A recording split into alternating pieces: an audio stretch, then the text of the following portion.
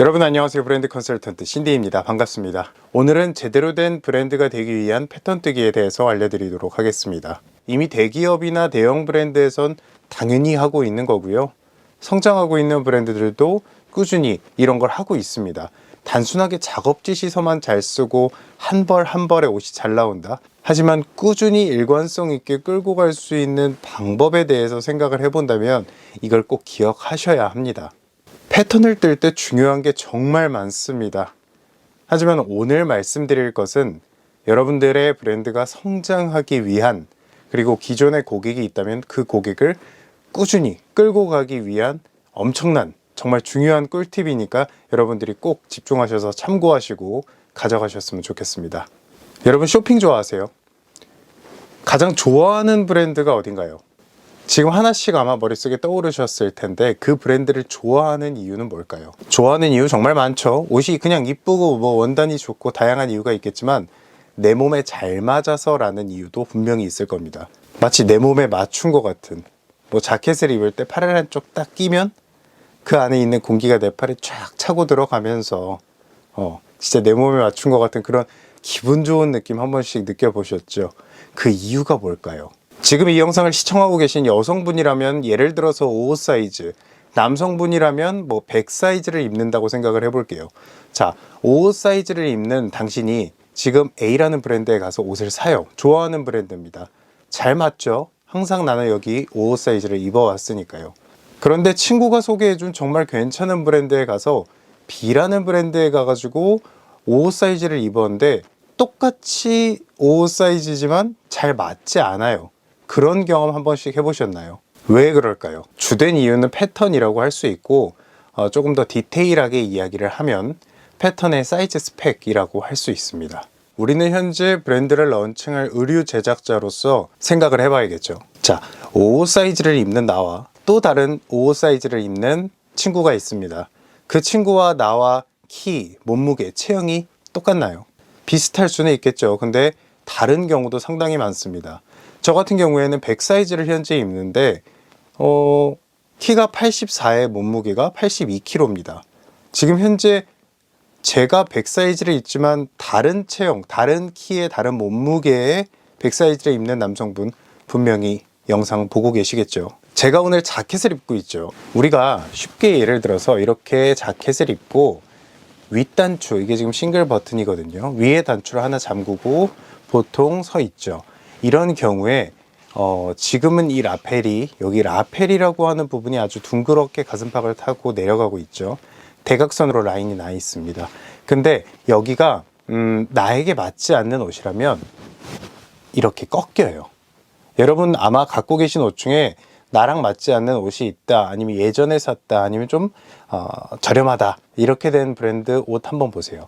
한번 입어보시고 위에 단추 하나 잠가 보시면요, 이런 식으로 라펠이 꺾이는 경우도 분명히 있을 겁니다. 하지만 지금 저는 이거 맞춤인데, 맞춤이라거나 잘 맞은 옷이라면 라펠이 이렇게 둥글게 내 가슴팍을 타고 부드럽게 내려가게 됩니다. 남성복이나 여성복이나 똑같습니다. 그리고 이 라펠은 자켓에서 가장 중요한 부분이고 꼭 이렇게 꺾임없이 부드럽게 내려가는 것이 정말로 중요하다는 것 기억하셨으면 좋겠습니다. 티얼이라는 브랜드 여러분 아시죠? 이 브랜드에서 삼성물산 건데 여기 한번 보여드릴게요. 지금 보시면 여기 모델 상당히 슬림하죠. 저도 한때는 여기 옷을 참 좋아할 때가 있었는데 그렇게 좋아하면서도 여기에서 양복, 자켓 이런 걸 사본 기억은 없어요.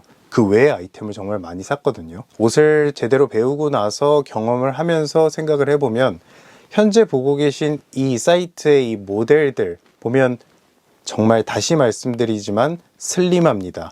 티어리에서 만든 이 자켓의 패턴이나 상의의 패턴들은 저렇게 슬림한 몸의 기준을 맞춘 패턴이라고 볼 수 있어요. 그러니까 저같이 운동을 한 10년 이상 했다거나 근육형 체형이라거나 아니면 살이 쪘다거나 아니면 우리가 여기 흉통이라고 하죠. 외배엽이냐 내배엽이냐 이런 이야기 하는데, 흉통이 큰 사람들 그리고 근육질인 사람들한테는 사실 잘 맞지 않는 옷이라고 생각하시면 됩니다. 지금 보고 계신 분 중에 나 운동 좀 했다, 나 빨 좀 있다, 이런 분들은 떼어리 가서 한번 자켓 입어보세요. 아마 제가 아까 말씀드린 것처럼 라펠이 이렇게 꺾이거나 어딘가 끼거나 불편함이 분명히 느껴질 겁니다. 물론 제가 거기에서 평소에 100을 입지만 105 사이즈를 입으면 맞기야 하겠죠. 옷이 들어가기야 하겠죠. 그런데 어깨, 팔이 낀다거나 어깨나 아몰 이런 데가 낀다거나 뭐 등이 낀다거나 단추를 잠궜을 때 뭐 잠궈는 질 겁니다. 근데 여기는 끼고 여기는 남는, 뭐 기장은 좀 이상하게 긴 그런 문제가 분명히 발생될 수 있다는 거죠. 그 브랜드에서 의도한 핏이 나오지 않는 겁니다. 그래서 안타깝게도 저는 띠어리는 포기합니다. 현재 여기 지금 보고 계신 패턴은 여성복 앞판 패턴입니다. 이렇게 보시면 여기 목, 어깨 라인, 그 다음에 아몰, 그리고 밑으로 내려가죠. 이 여성복 상의 앞판 패턴인데 가장 중요한 것은 여러분, 아까 제가 그 라펠 얘기했죠. 지금 제 BP점이 여기 있는데 별걸 다 이야기하네요. 이 BP점이 상당히 중요해요. 아무튼 상의에서 정말 중요한 이 BP점, 이 BP점을 기준으로 여기서부터 내리고 옆에서부터 와가지고 BP점을 잡는데, 이게 지금 제 몸에 맞는 게 아니고 이거 55 사이즈 여성복 패턴이거든요. 근데 같은 55 사이즈라도 가슴의 크기가 다 다르잖아요. 가슴의 둘레가 다 다르고. 이 BP점을 잡는 게 정말 중요합니다. 상의에서 어떻게 보면 가장 중요한 기준이 되기도 합니다. 같은 55 사이즈라도 뭐 A컵인 사람이 있고 D컵인 사람이 있을 수 있어요. 저 같은 경우만 해도 그렇죠. 같은 100 사이즈인데도 저보다 상당히 슬림하신 분들이 있고요. 저처럼 이렇게 가슴이 좀 발달된 체형이 있을 수도 있죠. 그래서 여러분들, 제가 지금 BP점 이야기를 계속 하는 이유는요, 예를 들어서 가슴의 크기가 이 정도라고 생각해 볼게요. 그렇게 했을 때 위에 원단을 놓으면요, 우리가 다트라는 걸 잡을 때 조금만 잡아도 돼요. 근데 가슴의 크기가 이렇게 커진다고 생각해 볼게요. 그냥 제 가슴이라고 생각할게요. 이렇게 했을 때는 원단을 놨을 때 우리 이 원단이 대각선 부분에 구김이 더 많아지겠죠. 그렇기 때문에 다트 양을 더 많이 잡으셔야 돼요. 여러분들 집에 가지고 있는 어떤 뭐 동그란 거, 뭐 접시도 괜찮고요, 뭐 아니면 마우스 같은 것도 괜찮아요. 저런 거 두시고 크기별로 위에 휴지나 아니면 원단 같은 거나 아니면 하다못해 A4 용지를 놓고 구김 없이 딱 올라갈 수 있게 한번 해보세요. 그러면 그 접혀야 되는 양이 다트의 양이 되는 겁니다. 그러니까 가슴이 크면 다트 양이 커진다, 그리고 길어질 수 있다, 이렇게 봐야겠죠. 현재 여기 보이시는 이 패턴을 뜨기 위해서 우리가 가슴둘레라는 가슴둘레를 정하는 공식이 있습니다. 지금 여기서부터 여기까지 이 가슴둘레를 측정을 하는데, 이 가슴둘레를 측정하는 공식이 있어요. 뭐 2분의 B-2, 2분의 C-2 이런 식으로 해요. 2분의 뭐 체스트, 바스트 이런 식으로 하는데, 이 가슴둘레를 줄자로 한 바퀴 돌려서 체촌을 하죠. 그 가슴둘레 사이즈를 재죠. 그렇게 한 다음에 나누기 2를 합니다. 앞판이니까. 그죠? 나누기 2를 해요. 그렇게 한 다음에 여기서 마이너스 2를 하는 기본 공식입니다. 기본 공식.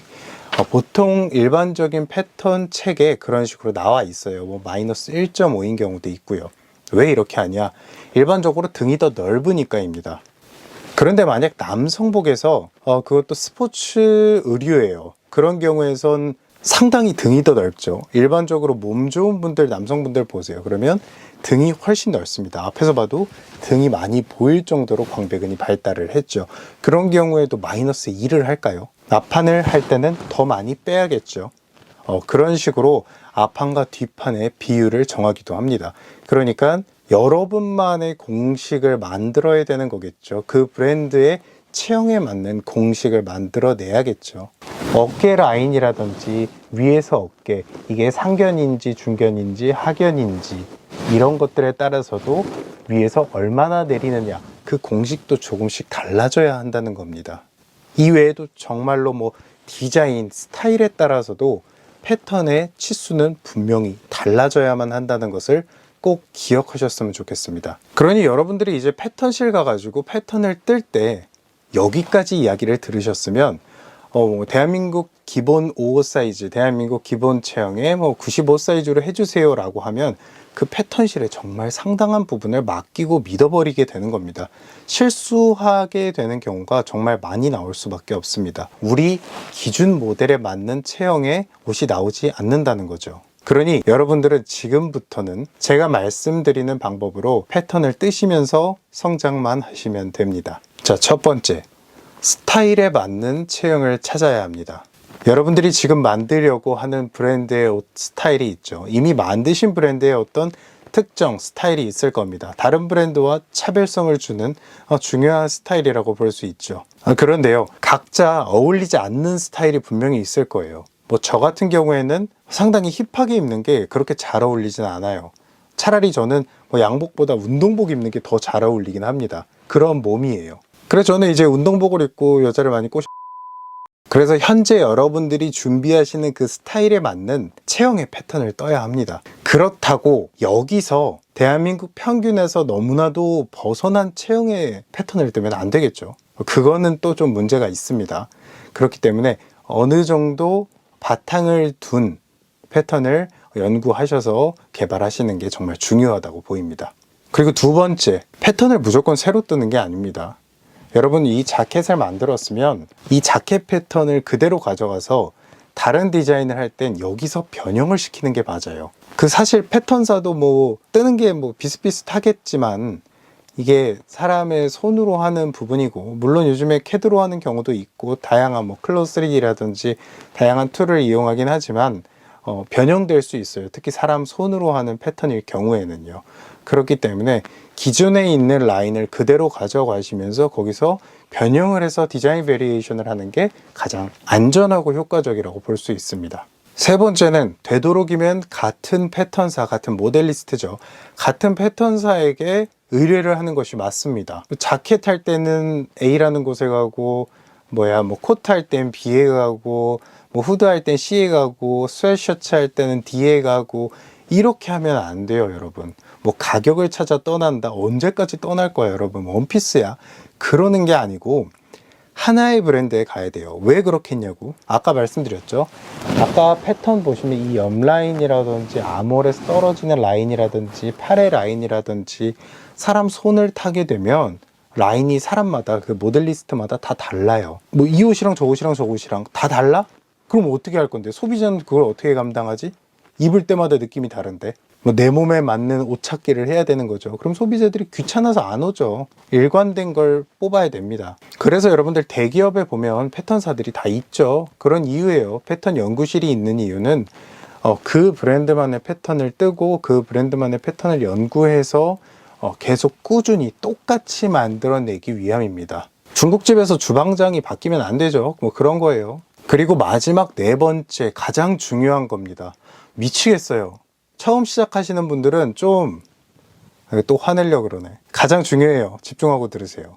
오늘은 오버핏, 내일은 슬림핏, 그 다음 날은 일자통, 이런 식으로 중구난방으로 이 형태, 옷의 형태 있죠. 실루엣이라고 불리는 이거를 그렇게 자꾸 바꾸면 안 돼요, 여러분. 자꾸 바꾸는 게 아니라 한번 정하면 바뀌지 않아야 합니다. 그거는 디자이너가 책임감이 없고 정말 자기 기분도 지키지 못하면서 소비자는 왜 날 이해해주지 않냐고 징징대는 그런 행동이겠죠. 그렇게 하는 게 절대 아닙니다. 그냥 정말 쉬운 예로 여러분, 입생로랑 하면은 옷이 되게 슬림하고 작잖아요. 그러니까 저 같은 애들은 돈이 있어도 못 입어요. 못 입어요. 안 입어요가 아니고 못 입어요. 그런 거죠. 근데 그들이 그런 고객들을 타겟팅을 하는 겁니다. 여러분 생각해 보세요. 내가 마음에 들어서 여러분 브랜드에 가가지고 옷을 사요. 나는 근데 오버핏이 지금 너무 좋은 거야. 그래서 이 오버핏이면서도 기장은 또 너무 길지 않고 뭔가 딱 지켜졌어. 너무 좋아. 그래서 여기에 가서 이제 옷을 사야지 마음을 먹었어요. 근데 다음 시즌에 갔더니 여기 디자이너가 갑자기 기분이 달라졌나 봐. 옷이 다 슬림해져 있어. 이게 상당히 극단적인 예를 든 건데, 이렇게 되면 저는 안 가겠죠. 그러면 슬림한 고객들을 다시 모아야 되는 거예요, 거기는. 그러니까 성장이 굳어버리게 됩니다. 하나의 브랜드로서 지켜야 될 거를 지키지 않는 아주 큰 문제를 발생시키고 있는 거죠. 그러니 패턴 앤 스펙은 함부로 바꾸는 것이 아니며 스타일이나 실루엣 역시 절대로 바꾸면 안 된다는 것을 꼭 기억하셨으면 좋겠습니다. 여러분, 통일성, 그게 여러분들이 기존 고객, 고전 고객을 계속 만들고 끌고 갈 수 있는 방법이고 돈 벌 수 있는 방법이니까 통일성을 꼭 지키셨으면 좋겠어요. 아시겠죠? 오늘 영상 여기까지 마무리하고 여러분들 궁금하신 거 있으시면 댓글 달아주시고, 그리고 카카오톡방 커뮤니티 만들었으니까요. 여러분들 궁금하신 거 있으면 거기 들어오셔서 질문하시면 되고요. 그리고 여러분 프레타에서 교육도 만들었습니다.